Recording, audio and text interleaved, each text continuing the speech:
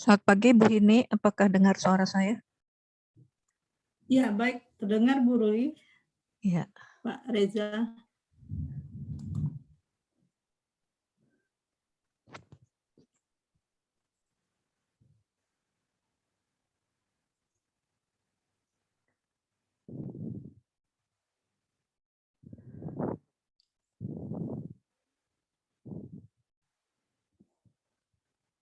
Mendung ini di tempat saya, geluduknya besar-besar.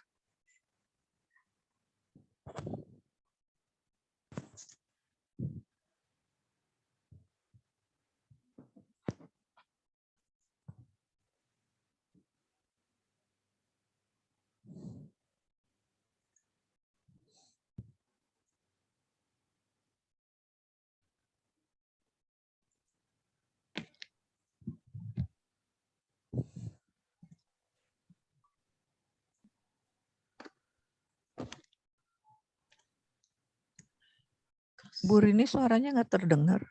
Oh, masih di mute, Bu? Ya, Bu Ya. Ruli. Ya. Masih waktunya 3 menit. 3 menit ya. Saya.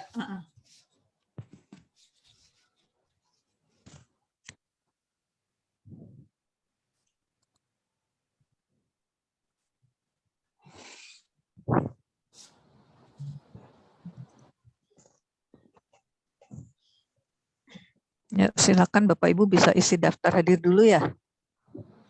Ada di chat, sudah disiapkan.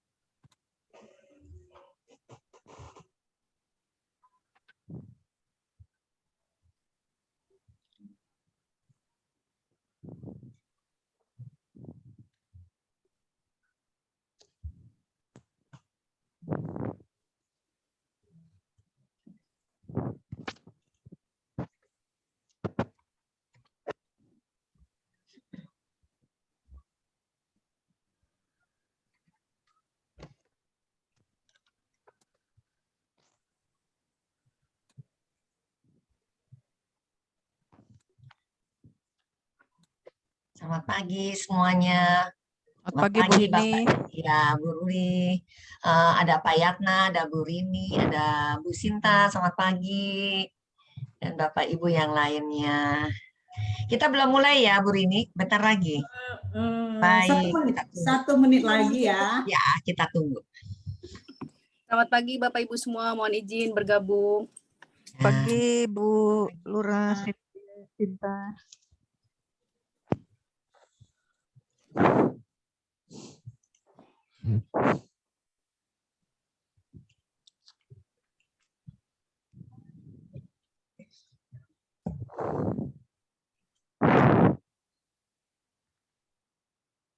Wah, saya virtual background Trisaktinya ada di laptop satunya. Bu Hini masih di mute. Sudah. Oh iya. Gak apa-apa Bu Ruli. Keren Iya. kok virtual Habis background-nya. yang itu nggak bisa nyala kameranya, jadi pakai yang bisa nyala. Iya. Gimana Bu Rini? Baik, belum ini ya? sepertinya sudah bisa kita mulai ya, Bapak Ibu. Baik, saya mulai. Bismillahirrahmanirrahim. Assalamualaikum warahmatullahi wabarakatuh. Waalaikumsalam warahmatullahi wabarakatuh. Selamat pagi, terima kasih dan selamat datang kepada Kepala Kelurahan Cempaka Putih Timur, Ibu Sinta Purnamasari STMAP. Selamat datang Ibu. Kepada Kepala Seksi Kelurahan Cempaka Putih Layarnya pendek. Ya, pada para staf Kelurahan Cempaka Putih Timur, Ketua RW, Ketua RT, anggota PKK, pengelola RPTRA, Karang Taruna, dan anggota PPSU serta warga Cempaka Putih Timur, serta tim PKM Prodi Arsitektur Lanskap. Baik, sebelumnya saya mungkin akan bacakan susunan acara pengabdian kepada masyarakat pada pagi hari ini, pada Sabtu 19 Februari 2022. Yang pertama, susunan acaranya sambutan Ketua PKM, Ibu Insinyur Hinijati Wijaya. Sambutan Lurah Cempaka Putih Timur akan disampaikan oleh Ibu Sinta Purnamasari MAP. Selanjutnya pemaparan materi PKM oleh Dr. Insinyur Ruli Besari MKes, dan diskusi akan dipandu oleh Ibu Insinyur Hinijati Wijaya. Selanjutnya foto bersama, dan terakhir penutup.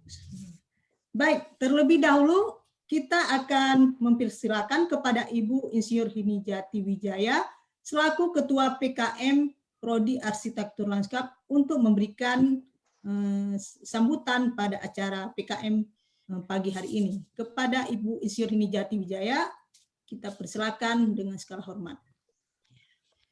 Baik, Bu Rini. Terima kasih. Assalamualaikum warahmatullahi wabarakatuh.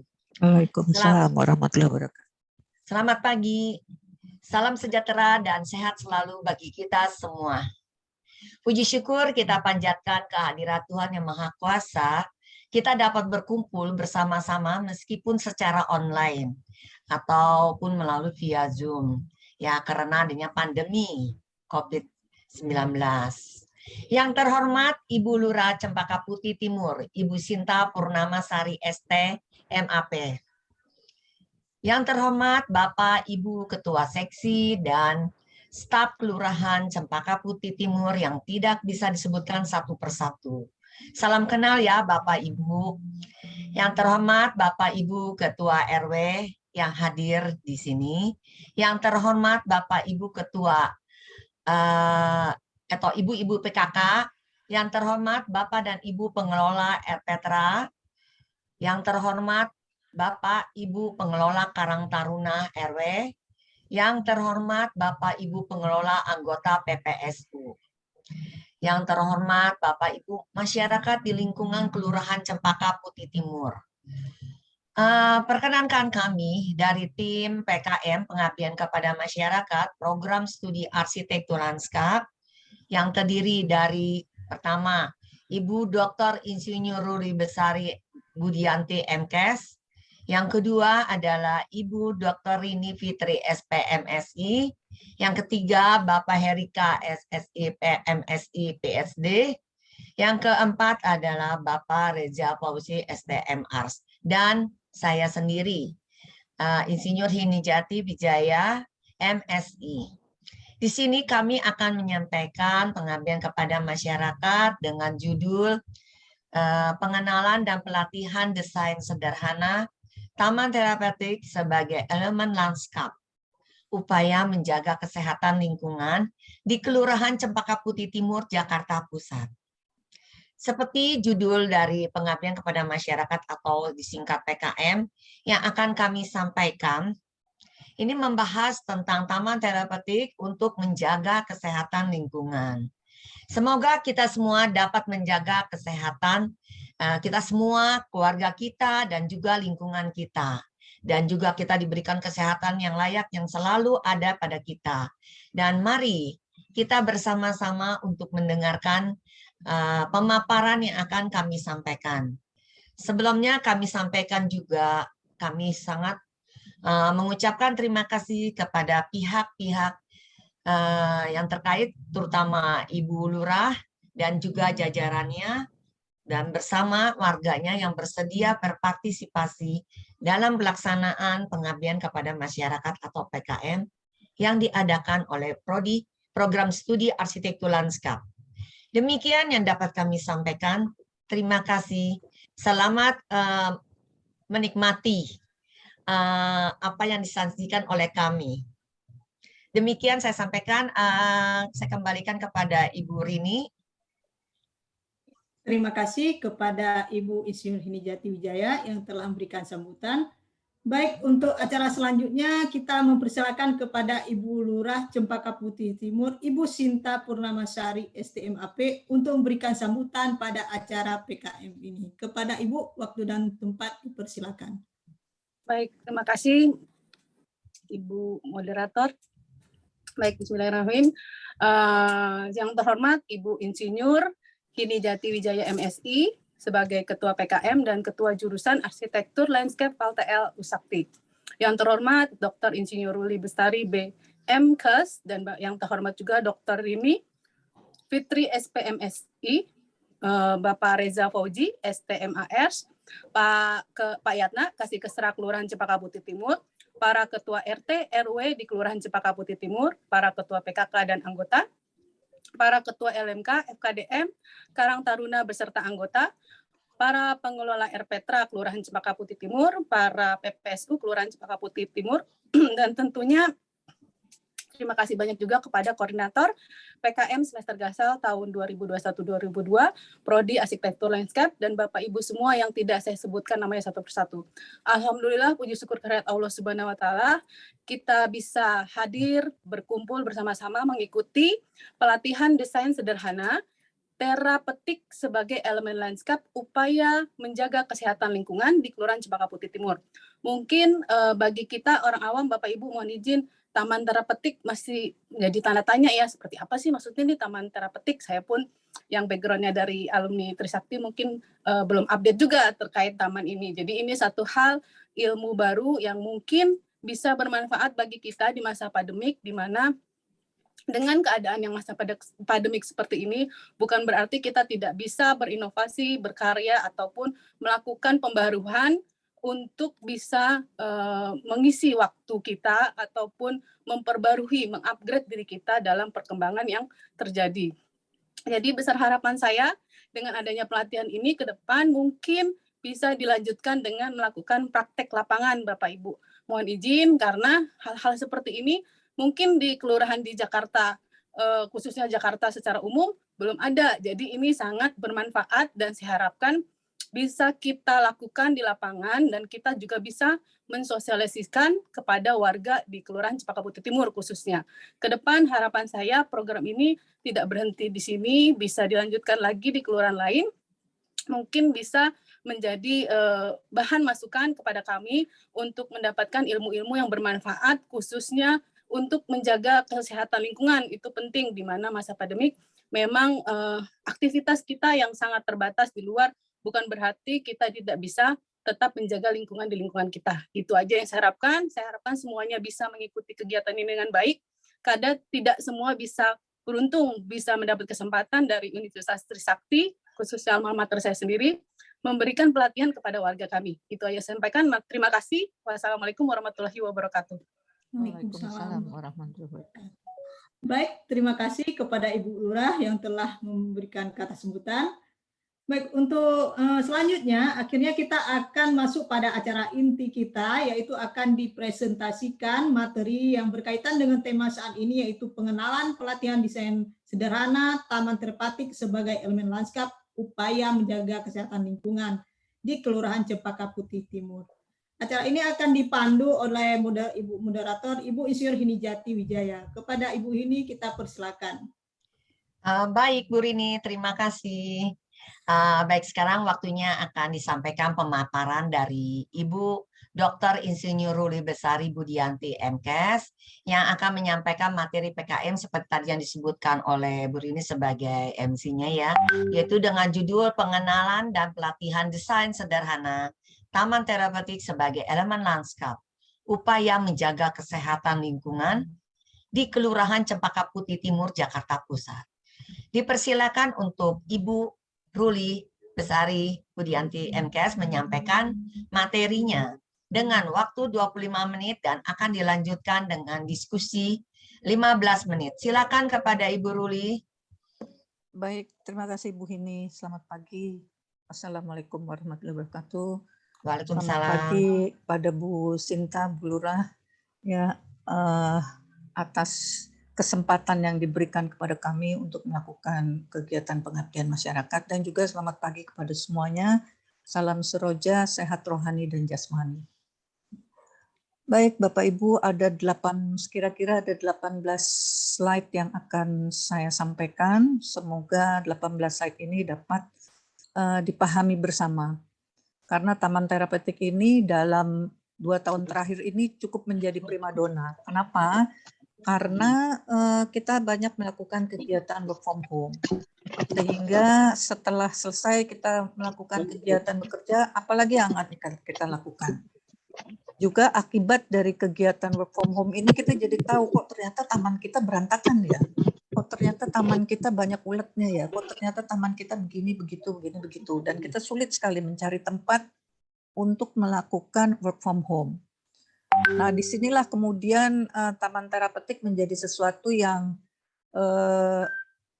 dicari-cari gitu ya, dicari-cari. Dan taman terapeutik ini ternyata sudah muncul lama sekali. Mungkin kalau Bapak Ibu dulu pernah mendengar Taman Toga, itu kakak beradik lah ya, dengan toga itu tanaman obat untuk keluarga, kakak beradik dengan si taman terapeutik, tapi apa bedanya? Mari kita saksikan bersama. Berikutnya Mas Reza. Atau kalau saya yang share dari saya aja boleh nggak ya? Tapi apa deh, udah dari sini. Ya, saya akan perlahan-lahan saja, kemudian sehingga kita bisa sama-sama membaca. Taman terapeutik ini disampaikan sebagai salah satu materi pengabdian masyarakat, tidak lain karena selama ini kita mendesain taman itu lebih kepada kepentingan dekorasi atau estetis.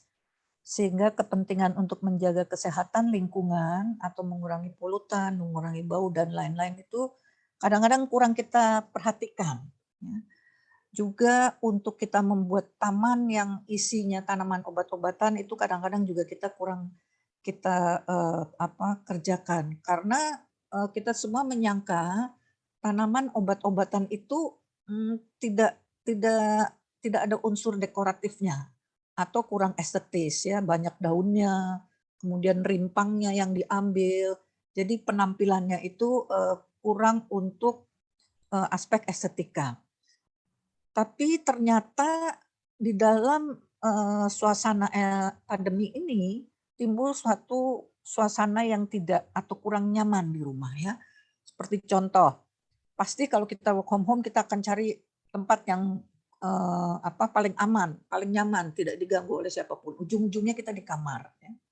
Padahal ada tempat yang lebih baik di luar. Tapi di luar sana kita lihat di outdoor kita, aduh taman kita berantakan. Nah, akhirnya dari situlah muncul orang beramai-ramai atau orang mencari, tolong dong benerin taman saya mesti seperti apa, bagaimana gitu ya. Karena yang diinginkan bukan hanya taman sekedar sebuah tempat, tapi yang diinginkan adalah suasananya. Ya, sebuah taman kalau suasananya tidak seperti sebuah taman, ya, jadi cuman hanya ingin satu suasana estetika saja, maka bisa jadi sebuah taman itu hanya satu fungsi, yaitu fungsi arsitektural atau fungsi estetika saja. Nah, di sisi lain ada himbauan dari pemerintah untuk kalau kita di dalam ruangan, kita harus membuka jendela. Kenapa? Agar terjadi sirkulasi udara. Terus bagaimana kita mendesain supaya sirkulasi udara itu masuk ke dalam? Karena selama ini saya sudah kalau buka jendela, ya sudah udaranya akan muter saja di dalam ruangan kita. Itu yang kalau kami sebut menjadi kantong udara mati atau air dead pocket. Karena si udara itu stuck di situ ya. Nah, kemudian muncul juga akhirnya bagaimana kalau kita bermain keluar rumah? Apakah sirkulasi udara di luar rumah itu juga sudah baik? Kita merasa kadang-kadang, aduh kalau di luar rumah udah kita nggak usah pakai masker ya, karena dianggap virus-virus itu yang begitu mikronya ya kita tidak bisa tahu. Kita sekarang ini perang dengan barang yang tidak terlihat, kita anggap dia akan lewat ke bawah angin. Tapi apakah betul bahwa sirkulasi udara di luar itu juga sudah kita buat sedemikian rupa, sudah kita kendalikan, sehingga juga dapat menjaga kepentingan kesehatan lingkungan.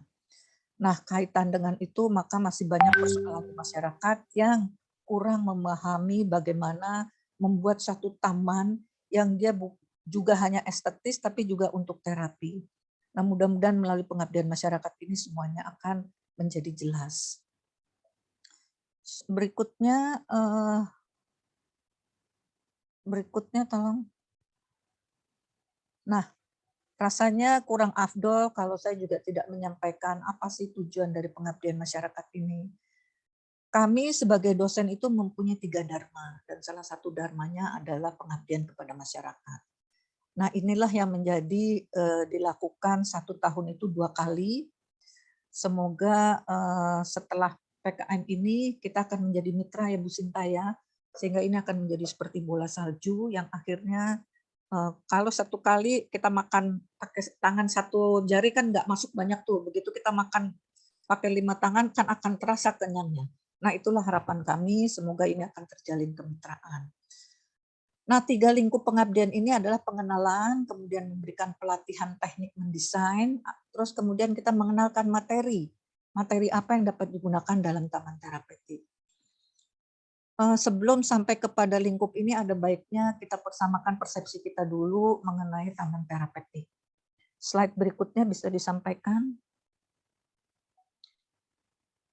Ya, sebelum kita sampai kepada bagaimana membuat taman terapeutik, ada baiknya kita mengenal elemen-elemen lingkungan. Selama ini kita mungkin hanya mengenal elemen lingkungan itu tanaman atau tumbuhan. Ternyata ada yang lain. Ada udara. Nah, tadi kenapa pemerintah menyatakan dibuka jendelanya ketika ada di dalam?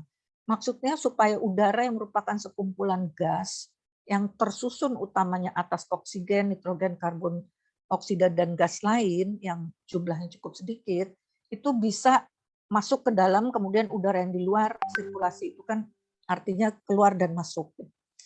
Nah, udara ini mempunyai pengaruh yang sangat besar.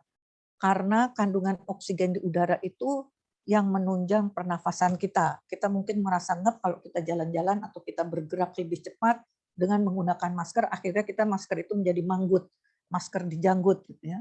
Nah, itu karena oksigen yang masuk ke dalam saluran pernafasan kita kecil. Tapi kan kita takut, Bu, kalau kita maskernya kita buka.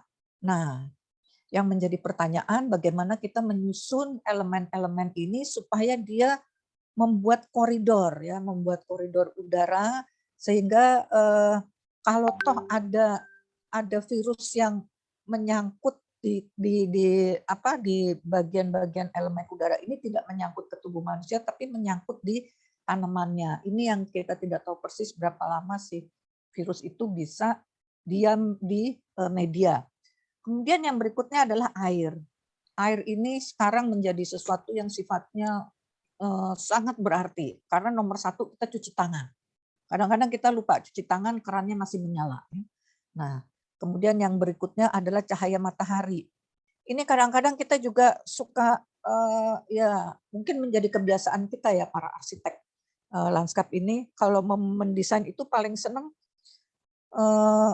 tajuk atau kanopi pohonnya tuh kita buat overlapping, bertumpuk. Memang kalau secara desain secara grafis menarik ya, tapi begitu kita implementasikan di lapangan, loh kok ternyata pohon saya kanopi yang satu dengan kanopi yang lainnya bertumpuk. Akibat penumpukan kanopi itu maka tidak terjadi koridor matahari. Dan kadang-kadang kita juga suka lupa bahwa si tanaman ini juga memerlukan kehidupan. Kalau ada satu sisi yang kita tumpuk tanamannya dengan kanopi sebelahnya, itu pasti ada bagian yang di situ yang menjadi malnutrisi. Malnutrisi itu artinya dia kekurangan sinar matahari atau pohon itu jadi belok, dia mencari matahari. Nah, mari kita sekarang sama-sama membuat atau mendesain taman dengan paling tidak 5% saja overlapping antara satu tanaman dengan tanaman yang lain. Karena tanaman itu hidup ya. Begitu kita gambar dia overlappingnya 20%, begitu kita taruh di lapangan, hidup 10 tahun, maka yang 20% itu menjadi 50%. Dia menjadi kompetitor antar pohonnya sendiri. Kemudian yang tidak kalah pentingnya adalah tanah.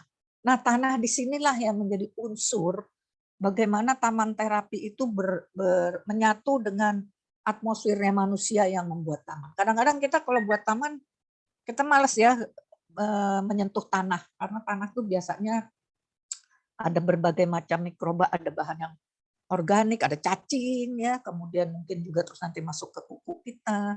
Padahal ini menurut penelitian beberapa pakar dinyatakan bahwa tanah itu tersusun oleh 4 komponen utama, yaitu bahan mineral, bahan organik, mikroba, air, dan udara. Nah, keempat bahan inilah yang membuat kita menjadi menyatu dengan si tanah, sehingga nanti di slide berikutnya akan terlihat bagaimana kalau kita menyatu dengan tanah itu akan meningkatkan efek kebahagiaan kita. Coba Bapak Ibu mulai besok kalau kita berjemur kita sambil nyabut rumput. Tidak ada kepikiran ketika kita nyabut rumput tuh, aduh saya masak apa hari ini, aduh pekerjaan sana belum selesai, pekerjaan ini belum selesai. Karena kita konsen kepada pekerjaan mencabut rumput, meskipun rumput itu tidak terlalu banyak. Tapi kita pasti akan konsen. Ini sampai kena akarnya enggak ya? Kok ternyata cuma kecabut ke daunnya saja ya. Nah, usahakan bahwa kita harus terus menyentuh tanah itu, karena tanah ada bahan mikroba yang bisa meningkatkan salah satu enzim kebahagiaan kita. Ini kata dokter kesehatan jiwa ya, yang beberapa waktu yang lalu sudah diwebinarkan. Kemudian suhu ini juga bisa menciptakan kesehatan lingkungan yang sangat amat berkualitas. Karena kalau suhu badan kita sama dengan suhu badan di luar, itu kita akan berada di zona kenyamanan termal. Zona di mana kita merasa nyaman secara termal. Termal itu secara suhu badan kita. Tapi begitu begitu lingkungan di luar itu suhunya lebih tinggi dari suhu badan kita akan merasa kegerahan. Tapi ketika suhu itu lebih rendah dari suhu badan kita akan menggunakan jaket ya, atau kita memasang AC. Jadi artinya apa? Artinya kita harus menciptakan suhu di taman-taman di mana yang kita paling sering datangi itu sesuai dengan suhu kita. Nah, kemudian yang dua terakhir adalah tanaman dan tumbuhan. Tidak bisa disangka lagi bahwa taman itu akan berisi tanaman. Ya, jadi tanaman ini pun juga beragam. Ada tanaman yang hanya ingin kita lihat estetikanya, ada tanaman yang ingin kita lihat secara untuk bisa menjadi obat, dan taman-taman yang lainnya. Kemudian apa bedanya tanaman dengan tumbuhan? Tanaman itu kita tanam. Kalau tumbuhan itu sesuatu yang muncul atau tumbuh dari permukaan bumi. Kadang-kadang jadi gulma ya, tapi kadang-kadang ada juga yang muncul kayak pakis itu ikut jadi bagus ya gitu ya. Itu bedanya tanaman dan tumbuhan, tinggal mana yang akan kita gunakan. Kemudian elemen yang lain yang tidak kalah pentingnya adalah kelembapan, pH, kandungan garam mineral, dan lain sebagainya. Nah, inilah 7 elemen lingkungan yang paling tidak harus kita kenal, harus kita kenalan dengan dia. Karena kalau kita tidak kenal dengan dia, kita tidak tahu sifatnya. Udara pasti mengalir, air mengalir, cahaya matahari memancar, tanah dia menjadi media. Suhu adalah penciptaan ketika udara, air, cahaya, dan tanah ini sudah kita tata berikut tanaman, maka suhu bisa kita kendalikan. Yang berikutnya adalah slide berikutnya. Nah, ini yang kita tunggu-tunggu. Apa sih taman terapeutik? Kita artikan dulu, kita samakan dulu persepsi kata taman. Ya, karena kita ada di Indonesia, kita pakainya Kamus Besar Bahasa Indonesia supaya semua orang sama artinya. Taman itu merupakan area yang ditanami dengan bunga-bunga dan sebagainya, tempat kita bersenang-senang. Sehingga taman itu adalah tempat yang menyenangkan. Kalau dia tidak menyenangkan, namanya bukan taman. Ya, kalau areanya dia tidak menyenangkan, namanya bukan taman. Karena menyenangkan di sini tadi adalah senang dalam pengertian kita masuk ke dalam situ kita bahagia, kita merasa nyaman. Nyaman sendiri ada nyaman termal, ada nyaman visual, ada nyaman gerak, dan ada nyaman audio. Nah, kemudian KBBI menyatakan terapeutik itu juga usaha untuk memulihkan kesehatan seseorang yang sedang sakit.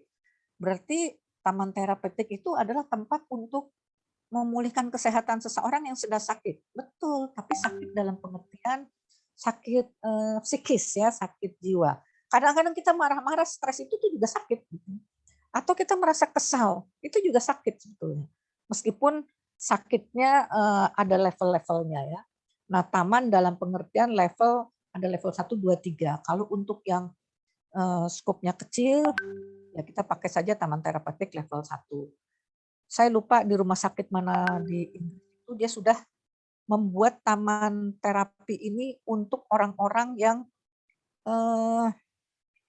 yang dia stres akibat kemoterapi ya, dan pasca jantung lah ya, pasca habis operasi berat. Dan ini saya alami sendiri. Beberapa minggu yang lalu saya periksa jantung. Setelah periksa jantung, CT scan segala macam, diletakkan di ruang VIP yang dia itu kalau kita melihat ke jendela, ke jendelanya agak rendah itu hijau-hijau. Banyak sekali hijauan-hijauan. Nah, dari situ terus saya merasa, aduh stres saya kurang. Karena CT scan itu kan kita masuk ke dalam seperti lorong ya. Meskipun kecil, beda dengan MRI. Itu saya begitu keluar situ masuk ke ruang VIP-nya, aduh rasanya lega gitu ya, karena rasanya tidak tertekan. Nah, kira-kira seperti itulah ya usaha untuk terapi dari sebuah taman. Nah, ini yang tadi saya sampaikan, kalau kita berinteraksi dengan taman sebaiknya kita langsung. Ya, kalau bisa tidak perlu pakai sarung tangan, biar saja kuku ini masuk ke tanah. Karena ternyata di dalam tanah itu ada mikroba tadi ya yang dapat mengurangi stres dan meningkatkan hormon kebahagiaan. Tadi saya salah tadi bukan enzim tapi hormon. Hormonnya persisnya namanya apa? Saya kalau nggak salah serotonin ya, hormon serotonin. Nah, nanti Bapak Ibu bisa merasakan apa bedanya bekerja di taman dengan sarung tangan plastik karena kita takut kotor dan tanpa sarung tangan plastik. Jadi kita langsung berinteraksi ya, kita menggenggam-genggam tanah itu, kita kebut-kebutkan si rumput itu dari tanahnya. Itu sama sekali kita tidak mikirin yang lain. Karena kita ingin melihat hasilnya. Ini gulma ini bisa nggak hilang? Jangan sampai tanah yang tadinya tanah subur jadi ikut kebuang. Nah, disitulah ada interaksi antara kita dengan mikroba, antara kita dengan tanaman. Interaksi antara kita dengan tanaman itu akan meningkatkan hormon kebahagiaan kita. Karena stresnya berkurang, kita tidak memikirkan pekerjaan. Meskipun hanya dalam beberapa menit, 1 sampai 5 menit saja itu sudah lumayan. Dan itu ternyata saya praktekkan. Saya kalau jemur sambil saya duduk di ada semen gitu ya, semenan di tempat saya itu. Saya cabutin rumputnya, betul-betul saya nggak mikirin tuh. Setelah begitu selesai baru, aduh jam segini mau ada webinar, ada ini itu dan sebagainya ya. Nah, taman terapeutik ini juga mempunyai tujuan memperbaiki kondisi dan meningkatkan kualitas seseorang, memberi rasa nyaman dan lain sebagainya. Pertanyaannya adalah apakah semua taman akan memberikan efek terapi dan bagaimana mewujudkannya seperti efek rasa nyaman, bahagia, mengurangi stres dan sebagainya. Nah, di slide berikutnya kita akan melihat dari segi ilmu arsitektur lanskap, mudah-mudahan Bu Sinta masih ingat nih.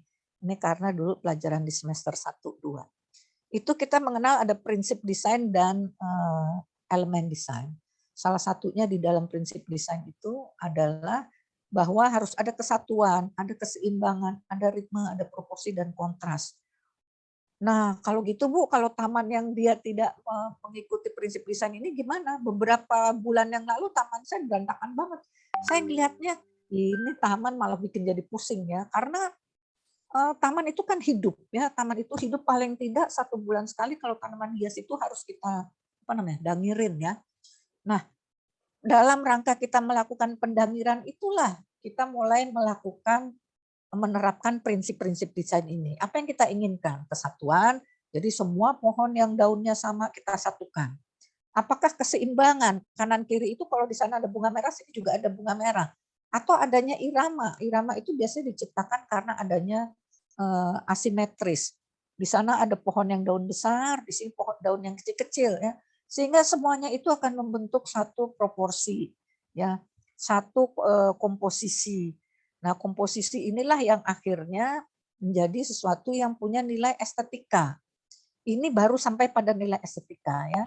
Tadi saya sampaikan bahwa kadang-kadang taman kita itu lebih banyak menggunakan elemen estetika, baik prinsip desain maupun elemen desain. Elemen desain itu misalnya tekstur, warna, bentuk, dan lain sebagainya.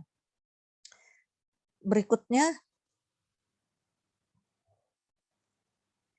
Nah, berikutnya setelah aspek estetika, apa yang mesti kita pikirkan supaya tadi si elemen-elemen lingkungan itu kita pertimbangkan. Ini aspek ekologis, ya, bagaimana kita menciptakan sirkulasi udara, bagaimana kita menciptakan koridor-koridor udara, koridor matahari. Nah, jangan dilupakan ini ya, jangan dilupakan aspek ekologis. Jadi karena banyak yang kita pikirkan ketika kita membuat taman, maka betul itu hal-hal yang ada di pikiran kita tentang pekerjaan hilang. Satu, kita mesti mikirin aspek arsitekturalnya, aduh gimana supaya komposisinya bagus. Kedua, kita mesti pikirin aspek ekologisnya, bagaimana supaya tanaman ini bisa menjadi koridor angin dan koridor matahari. Bagaimana supaya tanaman ini bisa menyerap partikel, baik yang partikel dari yang kecil-kecil yang ada di dalam rumah kita, debu-debu itu ya, sampai partikel yang besar ya. Kalau kita mungkin kalau di perkotaan itu partikelnya sudah lebih besar lagi, partikel dari udara dari kendaraan bermotor. Nah, ini ada beberapa hal contoh tanaman yang bisa menyerap polutan, nanti persisnya di belakang nanti lebih kelihatan lagi. Di slide berikutnya ya, tadi kita udah punya 2 kriteria, satu kriteria arsitektural, kedua kriteria ekologis. Nah, ini kriteria ekologis juga ya. Kan kita paham semuanya bahwa kalau siang hari itu tanaman mengeluarkan oksigen. Ya. Tapi kalau Bapak Ibu mungkin pernah ke kebun binatang, kita di bawah pohon kenapa sengep gitu ya rasanya. Sengep tuh apa ya, ngep gitu ya rasanya. Itu karena koridor matahari dan koridor anginnya tidak ditata. Pohonnya semua teduh-teduh di bawahnya gitu ya, sehingga tidak udara itu tidak bisa lewat. Nah, itu salah satu penyebab kenapa kita di bawah keteduhan, pohonnya rimbun, pohonnya banyak, atau kadang kita juga ada di hutan gitu rasanya kita ngep ya, itu karena udaranya stuck dia ya, udaranya tidak lancar. Dan kalau malam kita juga tahu bahwa tanaman itu juga mengeluarkan karbon dioksida. Jadi tugas kita sebagai desainer maupun sebagai pelaksana taman, kita harus tadi yang paling penting 2 tadi, aspek arsitektural dan aspek ekologis. Karena kalau kita tidak menggunakan aspek ekologis, banyak taman-taman di kita ini yang hanya sekedar hijau, begitu kita masuk ke dalam rasanya nggak nyaman. Ya, Bapak Ibu, kita kenal ada 4 nyaman, yaitu nyaman termal, gimana di kulit kita itu rasanya sesuai dengan suhu badan kita, kemudian nyaman visual, apa yang kita lihat itu cocok ya, jadi tidak ada gangguan tiba-tiba di dalam taman ada billboard gede gitu ya, tiba-tiba di dalam taman ada vandalisme itu sehingga mengganggu nyaman visual, kemudian nyaman gerak, di mana kita satu sama lain sekarang ini kalau dulu cuma 1 meter, kita kan sudah ada standar baru harus 2 meter persegi. Sehingga kalau kita membuat bangku pun jaraknya yang tadinya 1 meter, mungkin kita harus bikin sekarang 2 meter. Atau kalau bisa bangkunya diperkecil supaya orang tidak banyak duduk di bangku itu. Nah, ini standar-standar baru yang kita harus ikuti akibat dari adanya pandemi. Kemudian berikutnya ini ada satu contoh yang sangat sederhana membuat taman terapeutik. Jadi taman terapeutik itu ternyata begitu, Bu Ruli. Iya. Jadi taman terapeutik itu adalah kita membuat sendiri, kita bersentuhan, kita berinteraksi pada saat kita akan membuat, karena kita bersentuhan dengan mikroba. Tadi benar ya, serotonin ini. Jadi adanya aspek seni membuat desain taman sendiri dengan sense of art dari masing-masing orang, itu dapat meningkatkan fungsi otak untuk berkreasi. Biasanya kalau orang perancang kan berkreasinya di kertas dulu ya, di kertas dulu, kemudian nanti kalau sudah di kertas sudah oke, baru kita langsung ke lapangannya. Nah, pada saat ke lapangan inilah kita berinteraksi dengan elemen-elemen lingkungan tadi ya, ada tanah, udara, dan lain sebagainya, itu akan meningkatkan produksi hormon serotonin yang berperan dalam rasa bahagia. Berarti Bu, kalau kita udah nggak bikin ini lagi, apakah itu masih namanya taman terapeutik? Masih. Untuk menterapi apa? Menterapi visual kita. Sehingga muncul kenyamanan visual.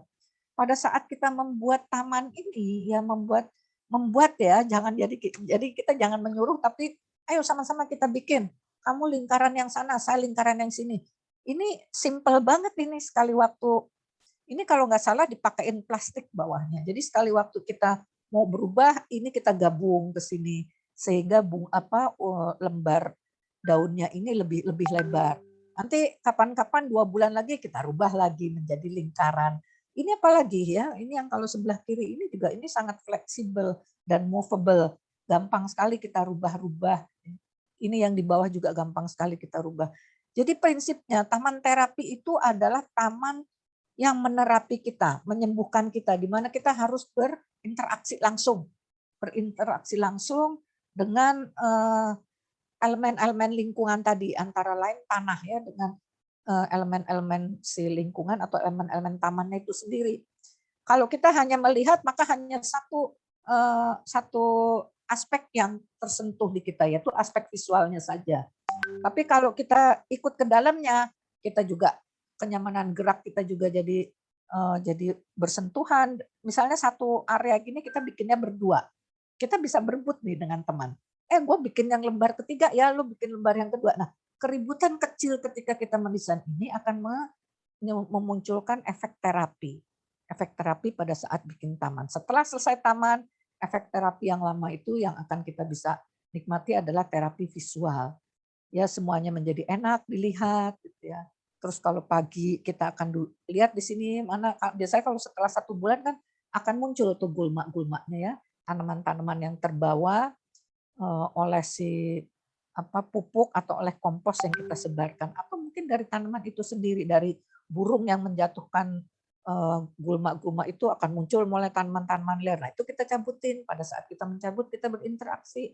Maka interaksi itu akan membuat terapeutik buat jiwa kita. Ini simple, sederhana sekali. Kemudian berikutnya, Bu, ini masih ada waktu? Masih, Bu. Ya. Silakan. Ini aspek psikologis yang ditimbulkan pada saat kita terlibat. Ini contoh ada pasien ya, pasien yang ini kalau nggak salah pasien stroke, saya ambil dari Google ya. Ini pasien stroke yang dia dibantu oleh seseorang, didampingi untuk ikut membuat taman. Ini juga ya, ini jadi kira-kira seperti inilah ya, apa yang akan kita inginkan, skala apa yang akan kita inginkan untuk mewujudkan aspek psikologis. Kalau kita ingin mewujudkan bahwa skala yang kita inginkan itu cukup kita berdua dengan suami saja, dengan anak aja ya, kita bikinnya kecil ya, taman. Seperti yang tadi contoh sebelumnya kecil-kecil itu sudah bisa kita bikin. Sampai akhirnya kita ingin membuat taman yang sifatnya publik ya, skopnya public space. Jadi kita sudah punya aspek arsitektural, aspek psikologis, aspek ekologis, kemudian aspek seni dan aspek psikologis. Kita sudah punya 4 kriteria untuk membuat taman terapeutik. Kemudian yang berikutnya adalah di sini supaya taman terapeutik itu bukan hanya bisa dinikmati oleh kita, tapi oleh semuanya. Ini ada beberapa kriteria desain taman terapeutik yang menurut Marcus dan Bernes ini, misalnya bahwa taman itu harus bisa dipakai untuk tempat berkumpul. Ya, selain tempat tadi berkumpul, kita juga harus bisa bikin taman itu untuk tempat menyendiri. Jadi kan tadi ada aspek skalanya, aspek psikologis dalam bentuk skala itu apakah intimate atau private atau kita mau public. Ya. Jadi pada saat kita menyendiri, kita bikin sudut-sudut di mana salah satu sudut itu ada kita taruh kursi gitu ya, sama meja kecil untuk kita baca koran, baca buku, baca apa sebenarnya ada. Tapi ada kalanya juga kita ingin dengan suami, dengan anak, dengan adik, kakak berkumpul, nah kita bikin. Ya. Nggak usah terlalu yang simpel-simpel aja. Yang penting ada perkerasannya sehingga dia harus tidak menginjak rumput. Terus kemudian ada fasilitas yang dapat mendukung aktivitas pengguna, baik untuk kita sendiri, tadi misalnya kursi, bangku, atau untuk yang kebersamaan. Kebersamaan itu misalnya kita taruh, ya kalau orang-orang bule itu suka bisa taruh ini tempat barbecue. Tapi kita bisa bikin sekarang ayunan, itu juga banyak ayunan yang sudah jadi ya, yang 2 kursi, 3 kursi, bahkan ada yang 4 kursi. Nah ini aktivitas pengguna disediakan. Jadi kita sambil berayun pelan-pelan, cerita ngobrol sama suami, aduh saya bulan ini bisa nggak ditambahin gitu ya. Atau ngobrol sama anak, gimana kamu dengan online ini, apakah stres apa enggak? Nah, hal-hal seperti itu yang harus kita juga pikirkan. Kita harus memberikan fasilitas. Kalau toh fasilitas, aduh taman saya kecil, nggak mungkin ada bangku, ada kursinya. Ya paling tidak ada perkerasan. Apakah itu pakai batu-batu split gitu ya? Kita bisa ada batu split, ada satu batu yang besar, kita bisa duduk di situ ya. Terus anak-anak duduk di batu split kan nggak mahal. Ukuran kalau nggak salah satu gerobak itu berapa, volumenya berapa itu sekitar 50 sampai 60 ribu. Dan merawatnya juga tidak terlalu sulit. Kemudian kriteria untuk menstimulasi panca indera kita ini dengan warna, aroma, ya, bentuk. Dan bentuk itu bisa kita ada urut-urutannya. Saya yang sebelah sana tadi ya pakai prinsip desain, sebelah kiri itu saya pakai yang daun lebar. Makin ke sini makin kecil. Di sana daunnya yang hijau. Makin ke sini makin hijau muda, akhirnya kuning. Contoh kalau nggak salah ada tanaman yang namanya brokoli ya, itu kan bisa kuning dan kecil. Nah, itu bisa kita bikin gradasi. Nah, gradasi seperti itu akan menstimulasi panca indera kita. Ya. Kemudian berikan akses yang mudah. Jangan semuanya ditutup pakai rumput, jadi kita mau injek sayang. Harus kita berikan, misalnya bisa pakai stepping stone, atau kita buka aja sekalian pakai split untuk kalau kita nyiram juga gampang, untuk kita memeliharanya juga mudah. Dan lain-lain hal lagi di sini ya yang apa ada ya lah ya kira-kira ada 10 yang perlu kita lakukan. Atau hal-hal yang lain yang mungkin kita temukan nanti pada saat kita sedang berinteraksi dengan taman. Yang berikutnya Bu Sinta sudah resen sebentar lagi Bu Sinta. Ini beberapa contoh taman terapi yang dapat dimanfaatkan oleh indera manusia ya. Ini juga kalau nggak ini di Surabaya ya. Ini taman di Surabaya. Ini juga simple banget deh ya. Ini saya ambil dari Google ya. Kemudian berikutnya Mas Reza. Ini contoh-contoh tanaman yang dapat digunakan untuk kita menterapi lingkungan kita. Lingkungan dalam pengertian lingkungan dalam skala private maupun lingkungan dalam skala publik. Ya, ada palem kuning. Ternyata palem kuning itu dia bisa membuat kenyamanan lingkungan karena mampu menyerap polutan. Kalau hasil penelitian saya sih bentuknya pohon-pohon semua ya. Jadi pohonnya itu adalah Ficus pandurata sama mahoni. Itu ternyata dia bisa menyerap polutan. Terus ada Dracena yang kecil ya, ternyata dia juga bisa untuk membuat kenyamanan lingkungan. Nah, ini beberapa jenis tanaman yang dia kita desain sebagai taman terapi, tapi bisa berperan sebagai untuk meningkatkan kesehatan lingkungan. Kalau memang skalanya kecil memang tidak terasa, tapi kalau nanti akan dimulai dari kelurahan Cempaka Putih, kemudian kelurahan sebelahnya, akhirnya satu Kodia Jakarta Timur itu mempunyai taman terapeutik sendiri ya, yang menjadi skalanya udah skala publik tadi ya, secara psikologis skala publik itu maka paling tidak diharapkan 60% warganya akan merasa nyaman. Ya. Saya nggak tahu deh ya ini mohon maaf sih sedikit ya, saya nggak tahu kenapa kok muncul ide Petra sehingga hijaunya kita tuh banyak berkurang ya, hijau kita banyak berkurang dan saya pernah menghitung dengan luasan waktu itu 250 meter persegi, 50 meter persegi dipakai untuk bangunan, maka efek ekologis yang hilang itu pun hampir 75 meter persegi.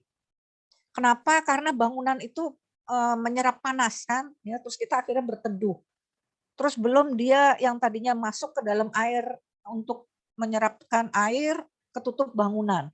Jadi mungkin dari segi fungsi Petra itu mungkin bermanfaat ya, mungkin ya karena saya tidak melakukan penelitian yang detail, tapi dari segi ekologisnya jelas itu mengurangi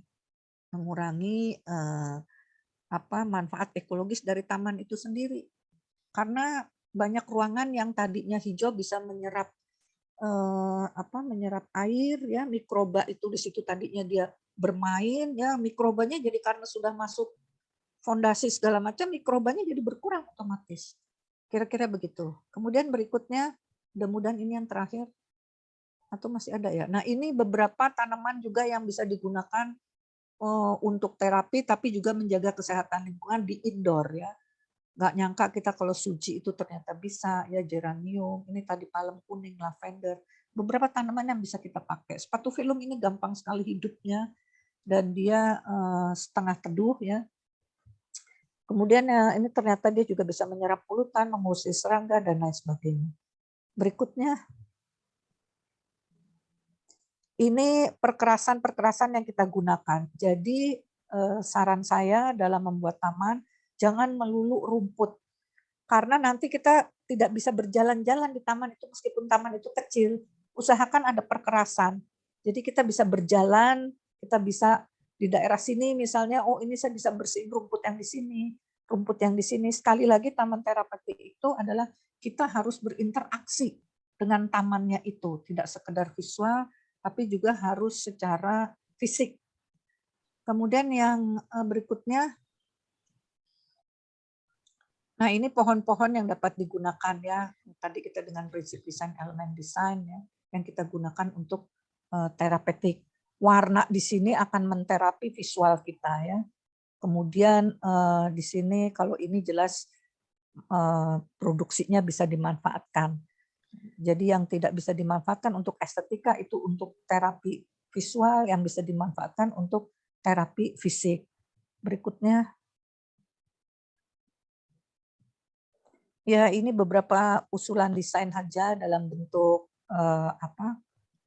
Nah kira-kira seperti ini ya.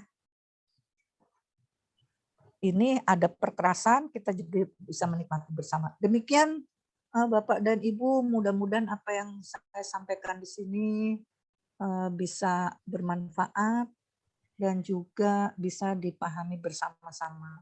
Memang kita harusnya langsung praktek ya Bu Hini ya. Ya betul Bu. Ya sudah Bu. Sudah, terima kasih Bu Hini. Baik. Saya kembalikan kepada Bu Hini. Ya baik, terima kasih Bu Ruli. Tadi saya melihat ada Bu Sinta, mungkin ada yang mau ditanyakan khusus untuk Bu Sinta. Atau saya mau menyampaikan tentang diskusi nih. Bagaimana Ibu? Ya kita diskusi aja langsung ya Bu ya. Enggak, Mengikuti Bu, mengikuti. oh ya baik. Sebelum sampai ke diskusi, akan kami tayangkan hasil desain sederhana dari hasil survei kami ke Kelurahan Cempaka Putih Timur. Karena tim kami pernah datang ke sana, membawa surat, kemudian kita sudah melihat lokasi di mana yang akan, kalau ada kesempatan akan diterapkan mengenai taman terapeutik tersebut. Dan juga ini merupakan wujud nyata ya dalam 3 dimensi, walaupun masih dalam penggambaran taman terapeutik. Mungkin bisa ditampilkan oleh Pak Reza, agar kita semua bisa melihat dan memahami bersama-sama.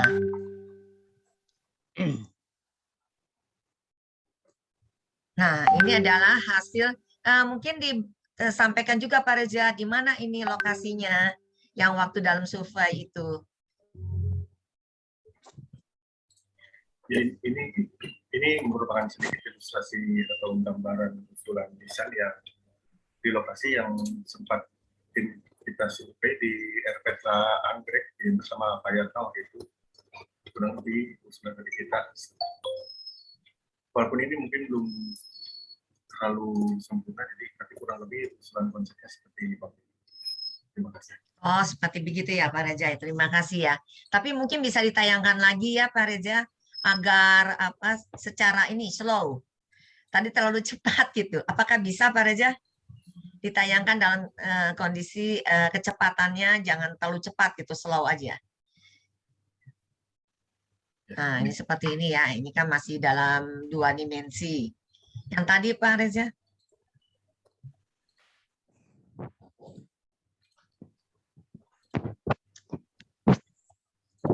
Karena kan pasti kan Bu Sinta ingin tahu kalau misalnya diterapkan di kelurahan gimana gitu ya Bu ya. Betul Bu, terima kasih udah didesain nih Bu. Masih sederhana ya Bu Sinta ya.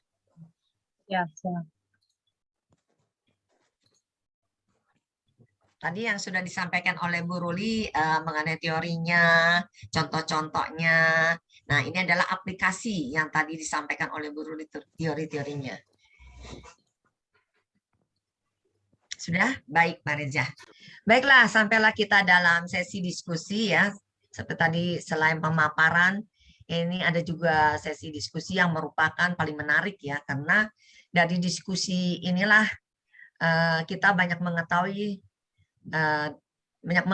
apa yang tadi disampaikan oleh Bu Ruli dan Pak Reza. Ini kita berikan waktu 15 menit sampai 20 menit, tentunya kita berikan keleluasaan ya. Karena ini kita menginginkan tuh masyarakat yang ada di Kelurahan Cempaka Putih Timur ini lebih mengerti tentang taman terapeutik ini. Baik, saya bagi menjadi 2 sesi. Sesi pertama dipersilakan kepada Bapak Ibu untuk bertanya atau bisa langsung bertanyanya atau juga bisa melalui chat. Silakan saja Bapak Ibu.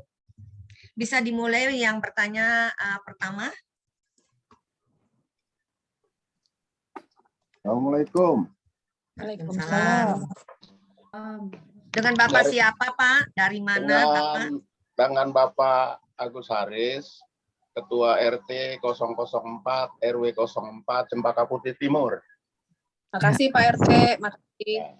Mohon izin bertanya, pohon apa aja yang baik itu untuk ditanam di dalam ruangan gitu?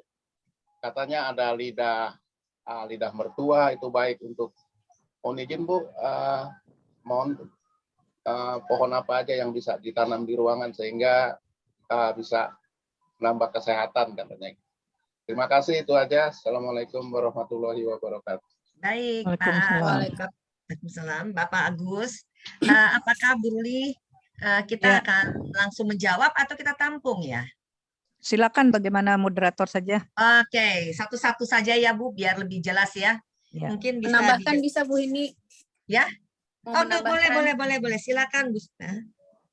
Baik Bu, mungkin yang saya ingin menambahkan dari Pak RT adalah memang di Kelurahan Cempaka Putih Timur kan seperti juga Jakarta Pusat, kalau untuk perorangan atau perumahan kadang kita keterbatasan lahan Bu. Jadi mungkin Pak RT ini menginginkan ada jenis kira-kira tanaman alternatif yang bisa dipelihara di rumah ya Pak, di pekarangan yang terbatas. Ya, Tetapi gitu, Bu. tetap memberikan efek terapeutik yang memang bermanfaat untuk warga. Kurang lebih mungkin seperti itu Bu penjelasannya, mohon izin. Ya, baik. Bagaimana Bu Ruli, bisa diberikan penjelasan kepada Bapak dan Ibu Sinta? Ya, barangkali bisa di-share yang tadi, Mas Reza, Yang slide-nya. Ya, baik. Yang tanaman untuk indoor. Sebetulnya banyak sekali ya Pak ya tanaman untuk indoor, tapi di sini saya hanya sedikit sekali ya yang saya gunakan. Jadi ini kira-kira ada pakis ya. Pakis, terus kemudian ada sepatu filum, ada tadi yang lidah mertua atau sansevieria. Terus suci ini sebetulnya kalau makin dia sebetulnya perdu ya, jadi makin lama dia akan makin tinggi. Tapi kalau yang pakis, sepatu filum, lidah mertua, lavender, basil, dan geranium ini semuanya semak. Palem kuning ini sebenarnya perdu. Jadi makin lama dia akan makin banyak. Nah silakan nanti Bapak mana yang ingin dipakai, tapi jangan lupa Pak, kalau malam hari paling tidak kalau sudah 2 malam di dalam, maka malam ketiganya dia harus kita keluarkan. Karena dia mengeluarkan karbon. Nah khusus untuk lidah mertua ini sudah kenapa menjadi populer, karena ini sudah dilakukan penelitian oleh NASA dan kebetulan saya juga meneliti salah satunya sansevieria. Jadi sansevieria ini Pak, 1 lembar daunnya ini saya potong beberapa itu, kemudian 1/3 dari panjang daunnya ini tuh dia stomatanya banyak sekali.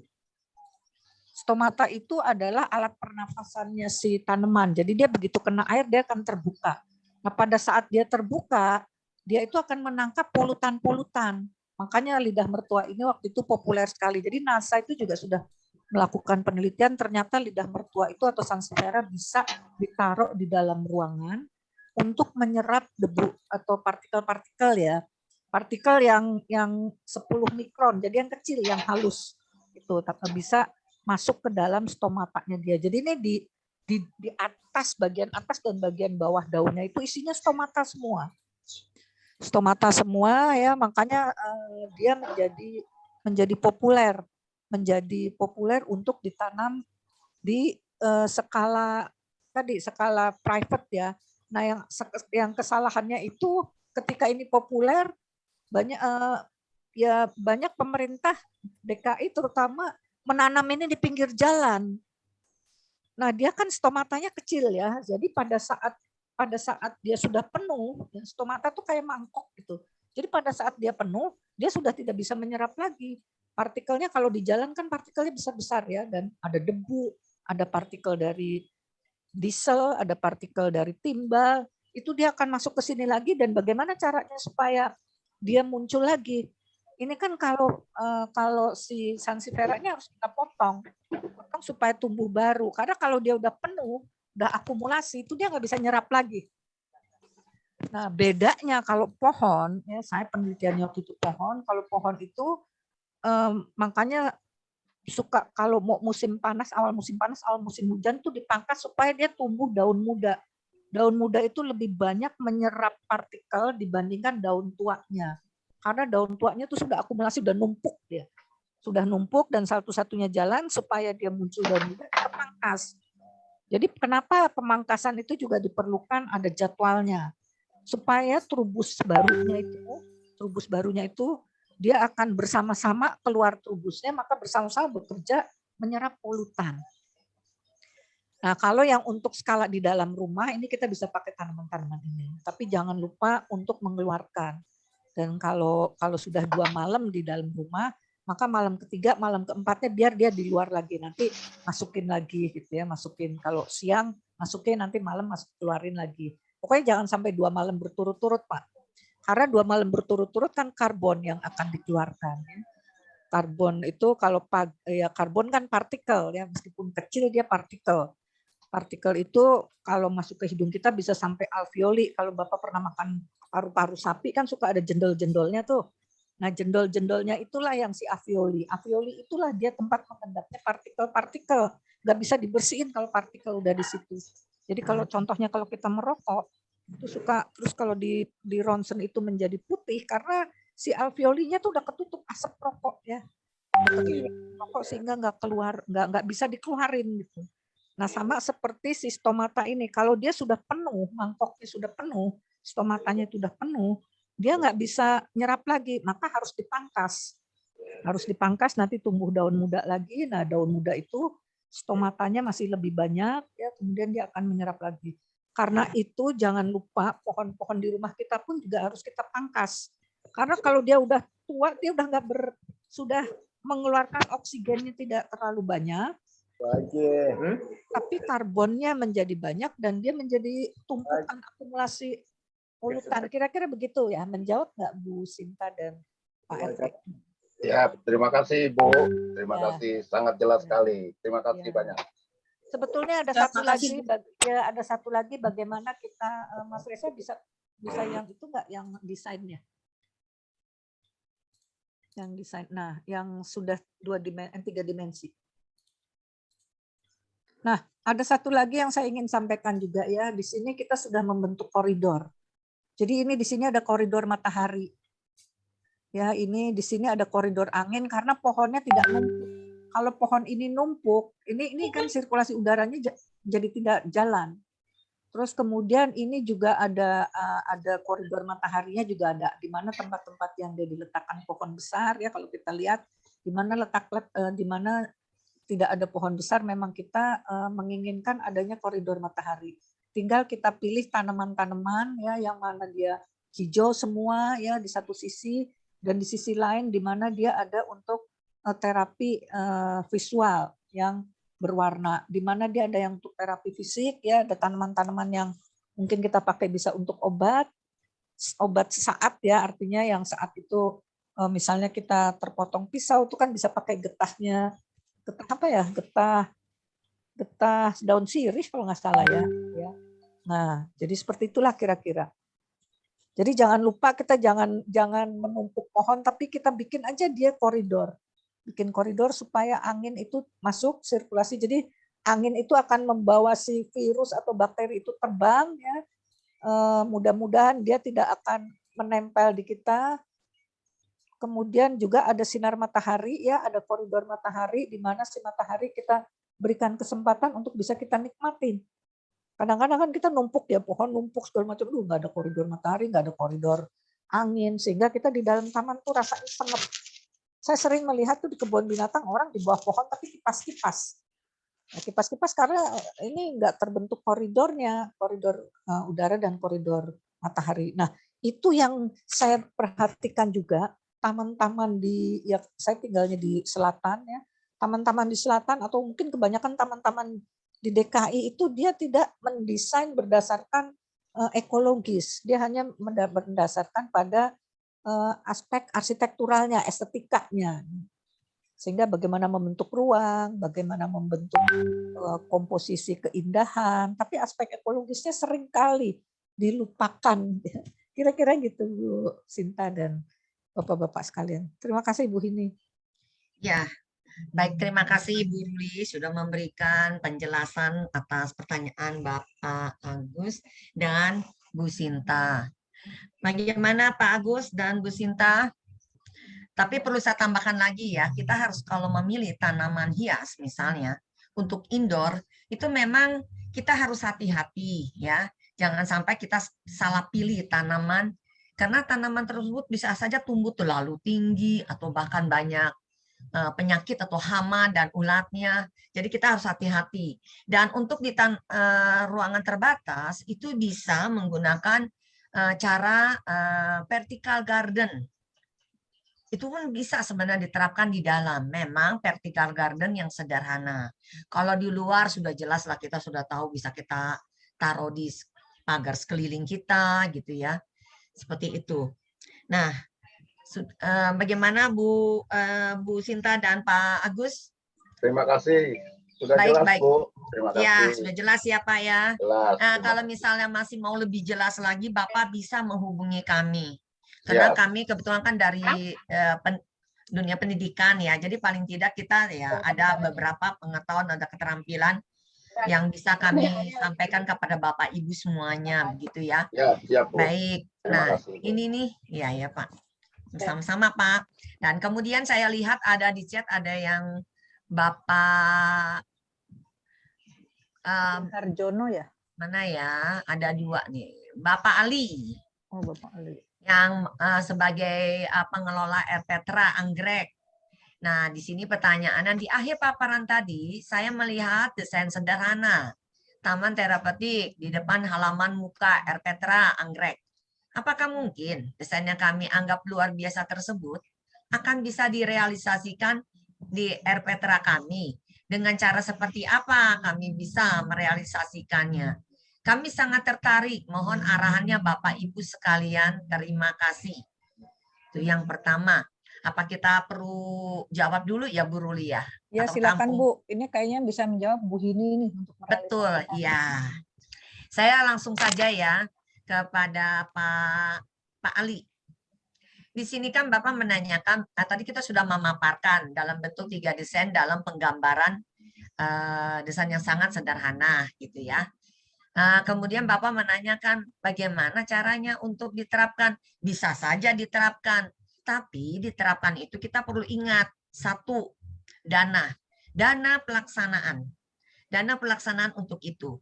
Di sini kami kan dalam program kegiatan pengabdian kepada masyarakat, di mana memang bersifat sosial ya. Dan kami pun mempunyai dana juga terbatas ya, tidak langsung ratusan juta seperti CSR gitu ya. Nah, sebaiknya kalau untuk tenaga ahlinya kami bisa menyampaikan atau kita berpartisipasi di dalam pelaksanaannya. Ya Pak Lia, bisa. Tanpa dibayar pun kami sebagai tenaga ahli oke. Atau yang mendesain pun kami oke, tanpa dibayar pun. Tetapi untuk pelaksanaan, untuk misalnya contoh realnya nih, pembelian tanaman-tanaman atau pengolahan lahannya dulu dah, pengolahan lahannya, terus kemudian pemupukan, pembatasan, kemudian pematokannya, serta penanaman ya, pembelian tanah, pupuk, terus tanaman gitu. Nah, sebaiknya mungkin ada dana-dana di luar sana yang masih banyak dan itu perlu kerjasama dari pihak, apalagi Bapak dari yang ini apa ya, dari Pak Ali ini dari Petra ya, pengelolanya, betul. Nah itu bisa berkirim surat kemana? CSR tuh banyak sekali yang mempunyai dana-dana sampai ratusan. Seperti contoh, kami pernah membuat desain dan melaksanakan taman lingkungan, yaitu di Taman Mataram Merah. Itu kerjasama kita dengan CSR-nya adalah Prudensial.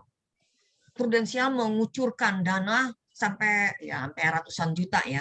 Kalau untuk pelaksanaannya, kalau kami sebagai tenaga ahli, sebagai pengawas gitu, seperti itu yang bisa saya sampaikan. Karena itu benar-benar nyata ya, bukan hanya hayalan bahwa oh ini kita nggak bikin, tidak. Dengan berkirim surat kepada CSR, bikin proposal di lampirannya, itu kita bisa mendapatkan dana dari CSR-nya tersebut. Seperti itu yang bisa saya sampaikan. Ya Pak Li ya, kita bekerja bisa sama dilampiri, saja. desain kita ini bisa jadi lampirannya ya Bu Hini ya?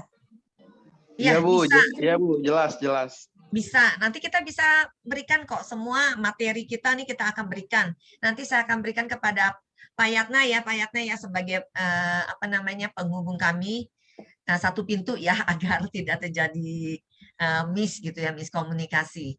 Ya, Pak Yatna ya, setuju ya Pak Yatna ya. Semua hasil dari PKM ini akan kami sampaikan kepada Pak Yatna. Ya, Ibu. Baik, kemudian ada lagi apa ya? Oh enggak, ini hanya Pak Yun Harjono nih Bu. Pak Yun ya. Pak Yun Harjono. Terima kasih paparan yang disampaikan. Oke, lingkungan hidup sebuah kesatuan ruang dengan semua benda daya dan kesejahteraan manusia serta makhluk hidup lainnya.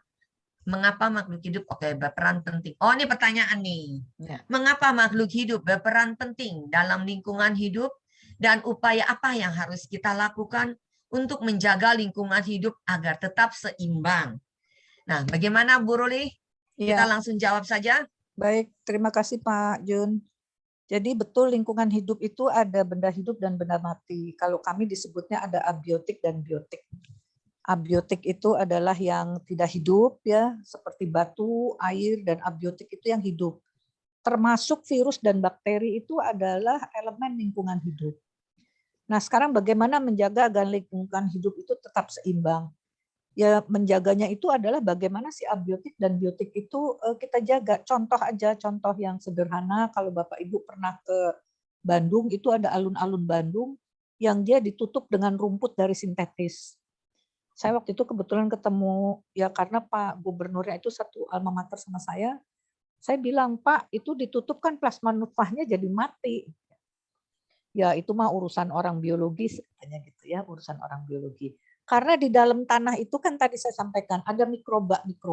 Dengan dia ditutup, maka sinar matahari yang akan melakukan kegiatan fotosintese si rumput itu pun juga jadi mati ya. Maka di dalam sebetulnya kalau secara makronya sudah diatur itu di Undang-Undang Tata Ruang nomor 26. Kan 30% harus ruang terbuka, 60%-nya ruang tertutup atau ruang binaan. Nah dari situ aja kita turunkan ke bawah.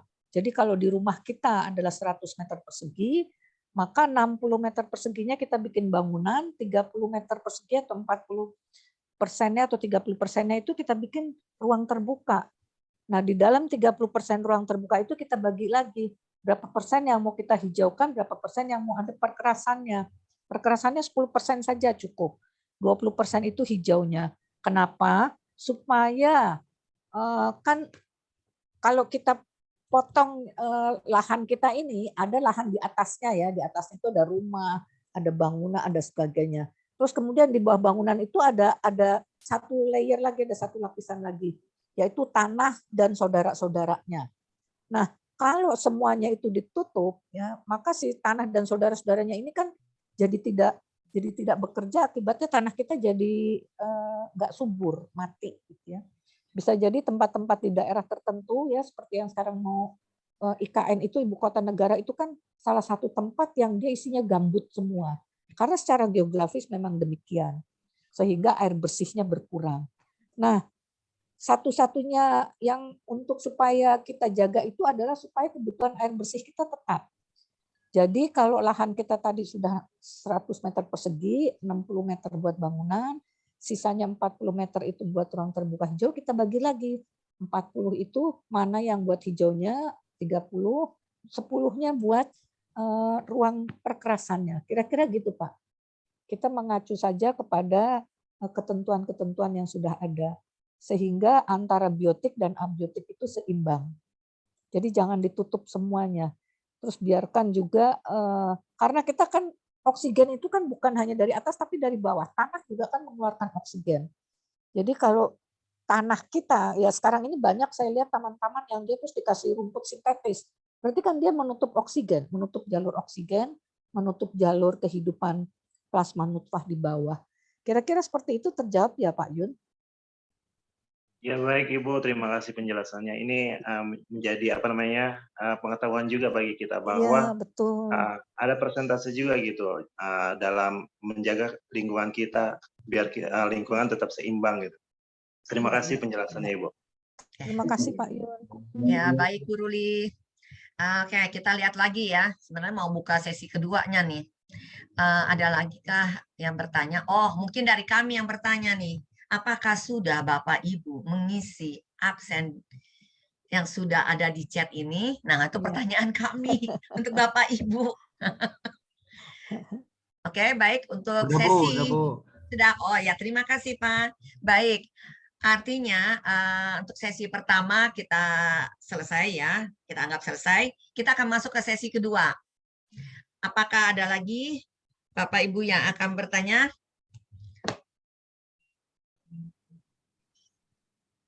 Atau sudah merasa cukup? Ya. 2 SKS nih. Ya, silakan. Siap. Karena memang keberadaan kami kan ada di lingkungan ya Bu, jadi otomatis ada hal-hal yang sekiranya memang mungkin di bangku sekolah tidak ada, tapi di lapangan rupanya menjadi kendala ke depan. Misalnya kayak tadi keterbatasan lahan, karena tipikal warga masyarakat kan bermacam-macam ya, variatif. Cuma berdasarkan pengamatan nih biasanya dari pengelola ataupun PPSU, mungkin saya juga secara manusiawi memang kadang-kadang mengalami kendala terhadap, kalau kita kan kelemahannya itu Bu, pemeliharaan. Ya, hal-hal yang bersifat pemeliharaan tuh kayaknya kita sangat lemah sekali, dan kita akui juga, tapi kadang-kadang ya memang person to person yang kadang-kadang sering saling mengingatkan juga, tapi namanya belum budaya banget mungkin ya, jadi agak beda terkait dengan pemeliharaan. Kira-kira ada nggak sih Bu tips-tips atau triknya lah ibaratnya untuk ya tadi misalnya harga secara ekonomis, terus kayak tadi keterbatasan sudah bisa dijawab dengan menggantung atau menempel di dinding. Terus jenis tanaman-tanaman yang sekiranya harganya ekonomis tetapi low maintenance gitu loh. Kadang-kadang saya juga kadang mendesain taman Bu, kemarin kan dapat CSR ya dari Taspen, bikin taman ikonik Tas gitu di Taman Solo itu, mencari tanaman jenis yang memang sangat low maintenance gitu ya Bu, maksudnya sampai sempat membuat rumputnya saya ganti batu jadinya, saking maksudnya takutnya kalau gundul nanti yang melihara siapa, yang nyiram siapa, itu kan kepikiran banget ya, karena di wilayah itu dengan kondisi seperti itu, walaupun PPSU banyak dengan luasan yang besar ya memang akhirnya satu RW cuma dapat maksimal 5 atau 6 orang untuk memelihara satu lingkungan. Jadi kan sangat tidak mungkin mereka hanya berdiri di spot tersebut. Jadi masih banyak kegiatan memelihara sarana prasarana, akhirnya Taman CSR kita itu sendiri belum sempat kita pegang. Jadi ada hal-hal trik-trik lah Ibu, minimal untuk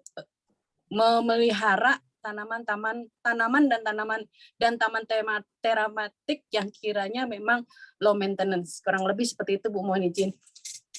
Low maintenance, low budget malah Bu. Terima kasih. Iya baik. Terima kasih. Bagaimana Bu Ruli? Ya. Bisa dibantu? Iya. Mungkin nanti bisa disambung sama Bu Hini. Betul. Oleh Bu Hini. Jadi sebetulnya ciri-ciri tanaman yang paling mudah perawatan itu biasanya dilihat kalau dia tidak punya bunga, Bu. Ya, jadi kalau tanaman yang tidak berbunga itu cenderung untuk dia lebih mudah dirawat. Hanya kelemahannya tanaman yang tidak berbunga itu, jadi yang daunnya indah, itu biasanya menjadi makanan ulat, itu senang ya, apalagi yang warna hijau. Sehingga di sini kita bisa ambil tanaman-tanaman berdaun indah tapi yang tidak terlalu hijau. Misalnya seperti puring. Puring itu cenderung lebih tahan ya. Terus hanjuang. Kemudian seperti tadi sansevieria. Nah, begitu kita akan memilih tanaman yang berbunga, ada juga tanaman berbunga yang gampang gitu ya. Biasanya dicirikan oleh bunganya itu kecil-kecil. Misalnya kayak tapak dara. Tapak dara itu gampang sekali tuh dipeliharanya ya. Dan mau nggak mau memang kita harus memelihara paling tidak 3 bulan sekali. Karena tanaman hidup. Sama seperti organ kita. Organ kita ini kita bisa hidup kan karena organ kita. Organ kita kan kita rawat ya. Jangan minum air es, lebih banyak minum air dingin, jangan apalagi jangan over pekerjaan karena nanti kita menjadi overloaded, kurang istirahat. Ya kira-kira seperti itu. Jadi tanaman itu juga hidup ya, karena tanaman hidup itulah dia kita harus rawat. Tinggal sekarang kita merawatnya bagaimana? Kayak kita badan kita, jangan makan lemak gitu ya supaya jantung kita sehat, kolesterol tidak tinggi. Tanaman juga gitu. Jangan pilih tanaman yang banyak bunganya, terus daunnya keriting. Itu udah pasti dia susah dirawat. Gitu ya. Sehingga kita mudah mencari ciri-ciri tanaman itu. Satu adalah daunnya yang berdaun, tanaman hias yang berdaun indah gitu ya. Cuma nanti berdaun indah kita press lagi, jangan yang hijau-hijau sekali, pasti ulat akan banyak. Tapi yang lebih berwarna. Kemudian kalau berbunga, cari bunganya yang lebih kecil-kecil. Contoh mawar bunga besar dibandingkan mawar bunga kecil. Kalau nggak salah mawar apa sih, orang bilangnya sih mawar kampung ya. Itu akan lebih tahan lama dibandingkan mawar yang besar. Kira-kira seperti itu Bu Sinta. Silakan Bu ini kalau ditambahkan. Ya, baik. Mungkin cukup jelas ya Bu Sinta ya, tapi saya akan tambahkan juga apa yang disampaikan oleh Bu Ruli. Nah, saya akan tambahkan juga ya. Sebenarnya kita kalau mau pemeliharaan, ini pemeliharaan kan ujung suatu pekerjaan. Jadi jangan sampai pada awalnya nih kita tuh ingin suatu desain yang kondisinya kita tahu ujung-ujungnya nanti ini. Apalagi kita sebagai arsitek lanskap ya, kita kan sudah mendapatkan banyak mata kuliah yang membahas mengenai tentang tanaman, seperti mata kuliah apa tuh sekarang, material tanaman gitu, material perkerasan. Sekarang di sini sudah ada seperti itu mata kuliahnya. Kalau waktu lalu kan biologi ya kalau nggak salah, biologi taksonomi ya kalau nggak salah. Nah sekarang tuh sudah dipres karena kurikulum udah berganti. Nah seperti itu. Jadi sebelum mendesain kita jangan asal ini indah nih kayak begini, saya pengen tanaman ini, yang sedang booming kayak begini saya ambil. Tidak. Kita harus memilih tanaman seperti tadi yang Bu Ruli sampaikan, juga kita mesti pilih-pilih tanaman. Kita mau menekankan pada tanaman yang berbunga atau yang mempunyai daun indah atau mempunyai batang indah. Nah, kita harus pilih dan kita lihat juga tanaman untuk yang kuat, jangan sampai membuat kita susah cepat tumbuh gitu ya. Kita carilah tanaman-tanaman yang mudah perawatan seperti sukulen ya. Sukulen ini kan seperti masuk ke dalam lidah buaya atau sansevieria lah. Kenapa kita sebutin sansevieria? Tadi kan sudah disampaikan bahwa begitu banyak manfaatnya bagi lingkungan dan kesehatan kita semua. Bahkan ada yang saya dengar katanya taruh sansevieria dekat komputer katanya. Kenapa? Saya bertanya gitu. Iya, biar virusnya hilang katanya atau radiasinya berkurang. Saya kaget. Aduh, ini kayak gimana gitu loh. Tapi saya sih ya mau menjelaskan kalau orang sudah punya pakem kayak seperti itu ya udah percuma ya. Kita mau bicara apa lagi? Nah, taruh aja katanya tanaman lidah mertua di samping laptop itu atau komputer lah, PC. Pasti kita nggak bakal kena radiasi. Waduh, saya bilang. Nah, sebenarnya kalau kita mau pakai sansevieria itu bagus. Kenapa? Dia banyak jenisnya. Sampai ratusan jenis kita bisa pilih. Yang daunnya menarik, atau daunnya hijau, mau daun yang merah, mau daun yang kuning, atau yang bintik-bintik. Ya. Semua sansevieria pasti ada bunganya. Kadang-kadang dari bunganya itu bisa kita kembangbiakan. Nah, jadi kita harus memilih tanaman, yaitu pilihlah tanaman sukulen. Jangan sampai tanaman yang tinggi, cepat tumbuh. Waduh, kita capek lah untuk memeliharanya. Nah, seperti tadi Ibu Sinta sampaikan mengenai rumput. Rumput kan saya takut nih, rumputnya menjadi botak. Ini siapa yang mau ganti? Penyisipan tanaman memang membutuhkan dana lagi. Sedangkan kalau kita mendapatkan dana CSR itu, ya jumlahnya sekian, pada saat pemeliharaan mungkin hanya sedikit dananya. Jadi udah tidak ada dana lagi, mau ngambil dari kas mana gitu. Memang alternatif untuk mengganti rumput, ya, apalagi yang di daerahnya tuh atau tapak yang di atasnya ada atap, wah udah deh itu sih rumput calon nggak ada lagi deh. Kita tanam, memang akan tumbuh dan seminggu, 2 minggu, sebulan, 2 bulan sudah tidak ada tuh rumputnya. Jadi bikin kita malu untuk pelaksanaannya. Memang alternatifnya adalah menggunakan perkerasan. Perkerasan juga banyak kok jenis-jenis batu yang bisa kita pilih. Ada warnanya abu-abu, ada yang warnanya kuning, ada warna merah, biru, seperti pelangi ya namanya ini ya. Tapi memang banyak sekali jenis-jenis batu dan warnanya. Bahkan ukurannya bisa kita sesuaikan dengan tapak yang ada. Jadi jangan sampai pas sampai ke pemeliharaan kita tuh dikondisikan atau membuat kita jadi berpikir ulang. Kenapa jadi begini berantakan taman yang sudah dirancang, sudah dilaksanakan, dan sudah diterapkan di lapangan. Sebaiknya di dalam desain ini kita pikirkan lebih lanjut. Itulah sebabnya kadang-kadang ada yang minta, tolong dong desainin nih taman di sini. Ya kalau sesama teman bolehlah kita gratis. Apalagi dalam acara PKM, bolehlah kita gratis. Tetapi dalam dunia profesional tidak. Di dalam untuk meminta desain dengan dunia profesional, itu akan dikenakan 10% dari anggaran. Misalnya anggaran itu 100 juta. 10 juta itu adalah untuk diberikan untuk desain. Nah, itu di dalam dunia profesional. Kalau kita kan di sini kan dalam pengabdian kepada masyarakat, itulah perbedaannya. Itulah sebabnya tadi saya sampaikan bahwa kita untuk dana, membantu untuk pelaksanaannya, hanya bisa sebagai tenaga ahli dan membantu desain. Tenaga ahli untuk apa? Agar kita datang, kita memantau, kita mengawasin apakah sudah benar. Nah, seperti itu Bapak Ibu. Bagaimana Bapak Ibu? Apa yang telah disampaikan oleh Bu Ruli dan saya? Apakah masih kurang? Cukup Bu, jelas. Terima kasih. Cukup, Bu. Jelas. Terima kasih. Sangat jelas Bu. Baik, ada lagi yang ingin bertanya atau saya lihat dulu di chat ya, siapa tahu ada yang mau bertanya. Oh, tentang absen lagi. Jadi pertanyaan dari kami, apakah Bapak Ibu sudah mengisi presensi yang ada di sini di chat ini? Oh, tidak ada lagi. Oke. Baik. Saya berikan lagi satu lagi. Apakah ada yang ingin bertanya? Bu, ini Memberi maaf itu kesempatan. satu lagi ada di chat. Di chat ya? Silakan. Ya Bu, oke baik, terima kasih. Yang mana ya? Oh iya ini. Dengan Bapak Edo Putra Pratama ya. Oh Pak Edo juga ini sebagai pengelola RPTRA ya Pak ya.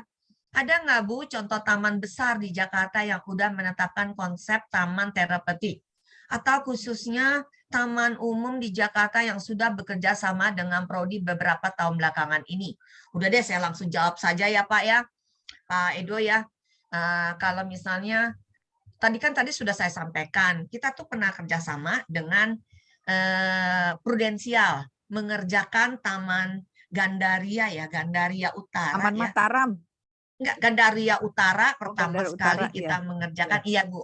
Ya, betul. Gandaria Utara itu mengenai jalur hijaunya dan areal pemakaman di Gandaria. Ya, Bu Ruli ya, Gandaria.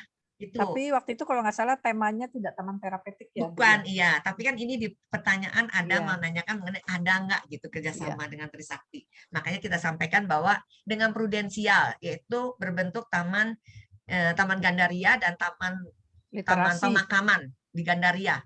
Ya. Saya lupa persisnya ya, karena yang saya ingat tuh jalur tapaknya itu berbentuk segitiga ya, segitiga, dan di luar dari taman kita diminta untuk menata. Dan yang ketiga adalah Taman Mataram Merah. Itu sudah jelas kita mengadakan suatu didesain, kemudian kita yang melaksanakan, ketika pelaksanaan juga kita ikut. Nah, di sana tuh jelas sekali ya, ada tempat bermain anak-anak di sana untuk duduk-duduk santai. Ya, kita menyediakan juga tempat ruang diskusi di ruang luar seperti itu. Itu sudah ada. Nah, sekarang ada pertanyaan ini mungkin Bu Ruli. Ada nggak Bu contoh taman besar di Jakarta yang udah menetapkan konsep taman terapeutik? Silakan Ibu.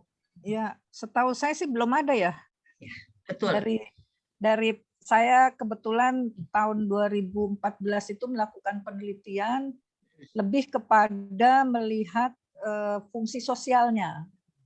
Jadi fungsi sosial dalam pengertian bukan terapeutik, tapi fungsi sosial dalam kegiatan untuk melakukan kegiatan rekreasi sosial di ruang luar.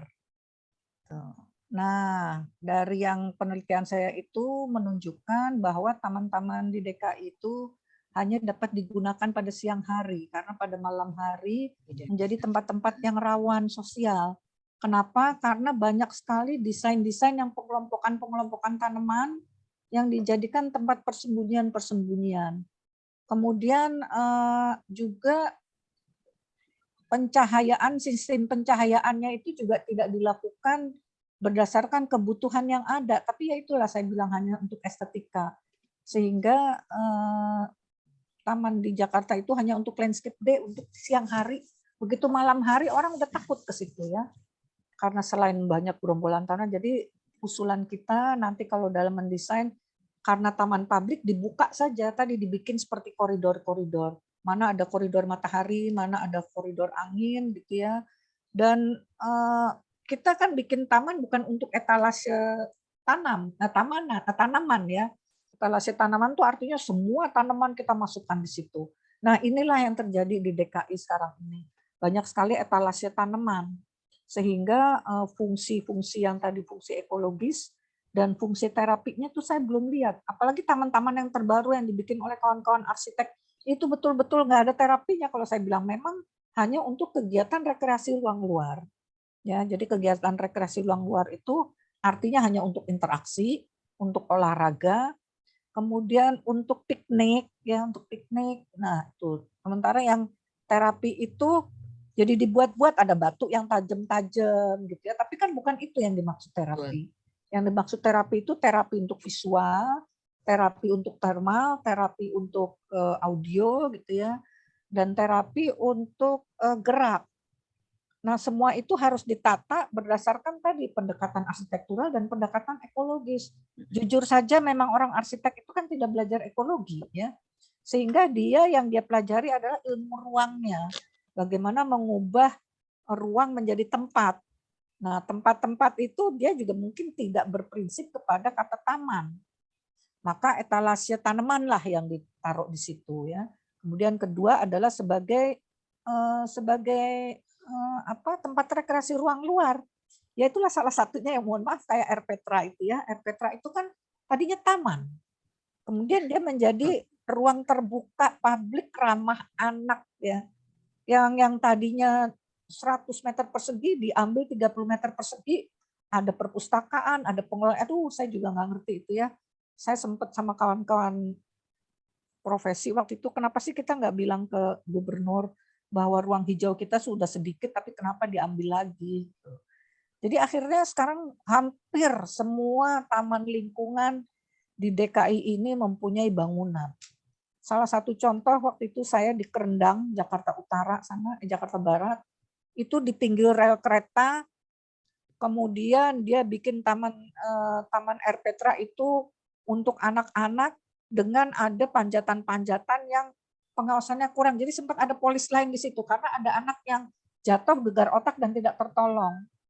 Nah, hal-hal seperti itulah yang kadang-kadang teman-teman arsitek itu tidak pernah terlihat. Jadi mau nggak mau karena kita belajarnya landscape, maka yang kita pelajari itu ya lingkungan. Landscape itu kan adalah ada lingkungan hidupnya dan ada lingkungan alamnya. Di mana semua itu diseimbangkan dengan pendekatannya tadi itu ekologis itu.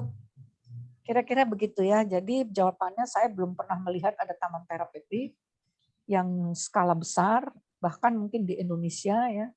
Tapi yang ada adalah taman-taman taman dekoratif kota. Ya. Iya. Jadi hanya untuk etalase tanaman-tanaman saja. Iya. Barangkali nanti Bu Sinta bisa mulai dengan membuat taman terapi di kelurahannya dulu ya, di kantor kelurahannya dulu ya Bu Gini ya. Iya, betul. Atau tadi Taman Anggrek itu menjadi salah satu role modelnya taman terapeutik ini. Demikian kira-kira. Siap. Ya. Terima kasih. Terima kasih Bu Ruli. Ya. Mungkin mungkin saya perlu tambahkan ya. Sebelum ada satu lagi pertanyaan ya. Sebenarnya saya mau menutup, tapi baik izin bertanya. Oh ini Buan. Oh ini Bu Endang ya. Bisa. Untuk yang Pak Edo bagaimana? Iya, baik Bu. Terima kasih Bu. Oke lagi ya. Baik ya. Terima kasih. Kemudian ada pertanyaan dari Ibu Endang Yulianti dari PKK nih. Apakah bisa pembuatan taman terapeutik ini dapat dibuat di tempat rekreasi hingga bisa untuk bersuah foto? Wah, ini menarik sekali Bu. Kita di mana-mana kalau ngelihat yang indah-indah kita langsung foto ya Bu ya. Sekarang kan udah kayak seperti begitu. Bagaimana Bu Ruli? Ya, jadi kembali lagi tadi kepada persentase Bu. Jadi kalau misalnya di tempat rekreasi itu tamannya kita anggap adalah 80%, tinggal nanti kita bikin pembatasan, bikin apa area-area atau zona-zona. Oh ini zona untuk taman terapi, ini zona untuk ini. Jadi bisa sekali Bu, sangat amat bisa. Tinggal itu di konsepnya mau berapa persen kita membuat taman terapi. Jadi Ibu jangan sungkan-sungkan untuk menjadikan kita ini menjadi tempat bertanya. Boleh Bu, silakan. Sudah Bu Ruli? Sudah, sekian. Terima kasih. Baik, terima kasih. Bagaimana dengan Bu Endang? Sudah setuju apa yang disampaikan? UI fakultas. Sudah Bu, sudah setuju. Pojok itu kan UI kan? Sudah ya, baik Ibu, terima kasih. Baik, ada yang ingin bertanya? Sudah kayaknya ya, kita cukup ya. Karena waktu juga saya melihat nih sudah melebihi apa yang sudah kita plotkan ya waktunya ya. Baik, mungkin saya akan ambil beberapa kesimpulan ya dari yang kita bicarakan, tapi yang inti-intinya saja. Perlu saya sampaikan tadi yang dipaparkan oleh Bu Ruli itu merupakan beberapa bagian adalah hasil penelitian. Bisa dikatakan Bu Ruli ini sebagai apa ya Bu ya? Sebagai sama sebut ini apa sih? Sebagai penemu lah, sebagai penemu ya, atau mengangkat atau founder dari terapeutik ini ya, bagaimana diterapkan di dalam suatu taman-taman yang ada di Indonesia ini. Karena Bu Ruli itu sudah mengadakan penelitian sudah lama. Jadi kalau misalnya ada lagi penelitian lanjutan lainnya, ya itu berarti pengikut. Awalnya Bu Ruli lah yang mengangkat mengenai penelitian tentang taman terapeutik. Ya kan Bu Ruli? Ya. Bisa dikatakan seperti itu. Waktu itu saya hanya beberapa tanaman sih. Ya, betul. Kan awal memang pencetus saja Bu, awal. Pencetus saja. Kemudian tinggal melanjutkan itu harus lebih lengkap penelitian selanjutnya. Baik. Yang kedua, setelah tadi kita bincang-bincang atau kita diskusi ya, akan terlihat bahwa mungkin Bu Sinta ini bisa juga sebagai pionir, sebagai lurah di Kelurahan Cempaka Putih Timur. Untuk apa? Mencetuskan taman terapeutik. Karena memang belum ada sejauh pengamatan kami. Jadi ya Ibu bisa mengajukan. Yang biasa ada kan toga gitu ya. Nah ini taman terapeutik ya Bu Sinta ya, agar Ibu tuh juga sebagai pionir, sebagai lurah yang luar biasa nantinya Bu jadinya. Ya kita karena ya Bu ya minta dukungan itu RAB-nya Bu, RAB. Bu Sinta tuh angkatan siapa ya Bu Sinta ya? Penny Bu, angkatan 94. Oh Penny, angkatannya Mbak Penny. Mantap deh, hebat. Bu Ruli dulu tuh memori saya ya, lagi ngasih pelajaran di studio. Terus Bu Ruli bilang kalau ada yang bisa jawab pertanyaan dikasih nilai A, itu saya Bu. Oh iya. Wah lupa nih Bu Ruli gimana sih? Lupa nilai A ya. Bu Ruli. Oh iya, saya sampaikan nih Bu Sinta. Bu Ruli tidak pernah memberikan nilai A ke mahasiswa-mahasiswa. Siapa Clean. bilang? Dosennya pelit banget ini. Karena apa menurut Bu Ruli? Itu kemampuan dari si mahasiswa tuh kurang. Makanya dikasih C, dikasih paling tinggi B. Jarang A yang saya tahu. Ada lah sekarang mahasiswa sekarang banyak ada. yang Jadi beliau ngajar Bu, ngajar kan belum tentu semua pada nyimak ya, jadi ya Betul. pas lagi pada ngobrol semua terus cuma nanya gini, Bu Ruli, coba kalau yang bisa jawab pertanyaan saya, kata dia gitu, langsung saya kasih nilai A, nggak usah mikirin ujian lagi. Ditanya saya jawab tuh waktu di studio, makanya langsung dicatat namanya siapa, langsung catat. Iya, lupa saya lupa. Benar nggak Bu Sinta? Angkatan Dikasih PNI nilai Bu, A. sekelas sama PNI. Ingatan Kasih PNI A, Bu, berarti alhamdulillah. Sony segala ya? Iya, siap Bu, siap. Waktu itu TA-nya ambil perencanaan. Wah, lanjut nih. Perencanaan. Sejarah Bu, waktu itu sama Bu Indra, Taman Layan Sari. Iya. Story ya, Taman Layan Sari Bali. Iya. Ya. Oke, baik. Bu Sinta sudah? Bu Ruli Siap, Bu, sudah? makasih. Oke, Ya, memori. Baik, waktu untuk diskusi pemaparan dan diskusi sudah selesai. Waktu tempat saya serahkan kembali kepada MC, kepada Bu Rini. Silakan Ibu. Baik, terima kasih Bu Hini, sangat ini tadi antusias dan saya mengucapkan apresiasi ya kepada para peserta dan Ibu Lurahnya juga. Selanjutnya mungkin kita acara foto bersama dulu deh. Ya. Mungkin dibuka Bu videonya. Tolong mohon Sudisjaya untuk membuka videonya. Video maaf ini kamera. Dibantu oleh Pak Reza. Baik Bapak Ibu yang belum menyalakan videonya mohon dinyalakan terlebih dahulu. Di sini ada 2 slide. Jadi slide pertama saya hitung 1, 2, 3. Kemudian slide kedua 1, 2, 3. Terima kasih. Saya kembalikan lagi.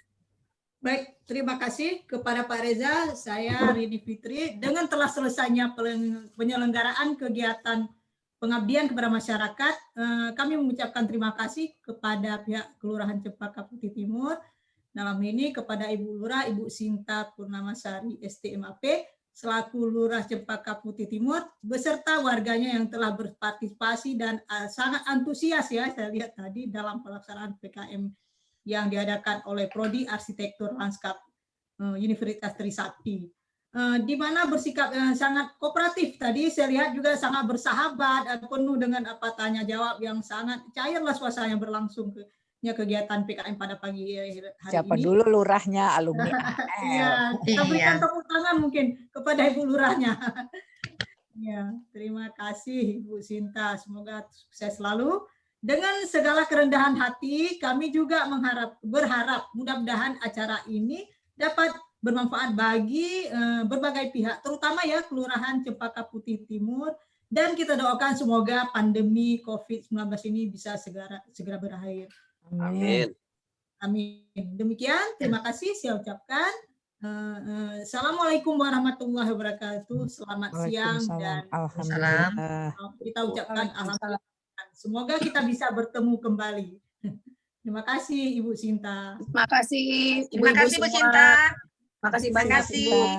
Terima kasih banyak. Bapak Ibu yang hadir, terima kasih semuanya. Sama-sama Ibu. Sampai ketemu. Terima kasih Salam Bu. sehat. Salam sehat. Terima kasih semuanya yang sudah sehat hadir. semua. Terima kasih. Izin live Ibu, Bapak. Iya, sama-sama. Saya juga Terima mau kasih. izin. Sehat selalu.